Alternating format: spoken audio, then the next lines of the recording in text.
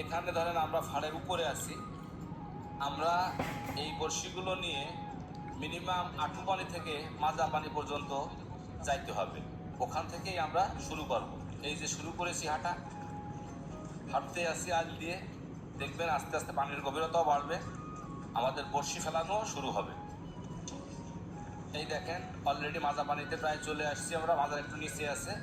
হাতে যে খড়িটা আছে, এই দেখেন খড়ির বড়শির এক মাথা দিয়ে ওই খড়িটা দিয়ে তলে দেওয়া হলো, উপরে কচুরিটা দাঁড়ায় থাকলো।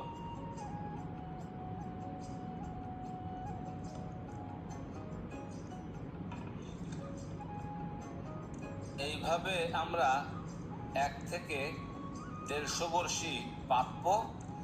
কাজটা অনেক পরিশ্রমিক এবং অনেক কঠিন। আপনারা দেখতেই পারতেছেন এখানে শাপলা, জেউসুবন, জঙ্গল ইত্যাদি অনেক কিছুই, খুবই কষ্টকর।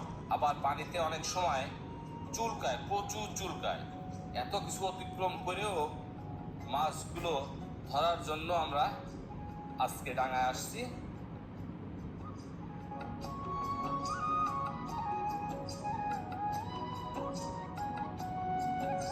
কলাপাতা ইত্যাদি চারিপাশটাই খুব সুন্দর। এখন আমরা নির্দিষ্ট একটা স্থানে বসবো। বড়শিটা প্রায় 2 থেকে 3 ঘন্টা পাতা থাকবে। এরপরে আবার 2-3 ঘন্টা পরে আমরা এই ছাঁচড়া বড়শিটা উঠাবো। দেখা যাক আমাদের বড়শিতে কি মাছ আসে। উঠানো শুরু হয়েছে। প্রথম বড়শিটা আমাদের মাছ বাঁধেনি, দ্বিতীয় বড়শিটা শুরু হয়েছে। আশা করি এই বড়শিটায় মাছ থাকবে। এই যে অলরেডি প্রথমে একটা তেলটাকি বাঁধিছে। দেখেন আপনারা কিভাবে মাছগুলো ধরতে হয় বড়শি থেকে। এর মাছটা থাকে এক পাশে, কচুরিটা থাকে আর এক পাশে। কারণ এটা তো বড়শি জাতীয় না, এটা তো ছাঁচড়া। এটা ফড়িংটা খাওয়ার পরে, আধাটা খাওয়ার পরে গালে যায় ফাঁক হয়ে।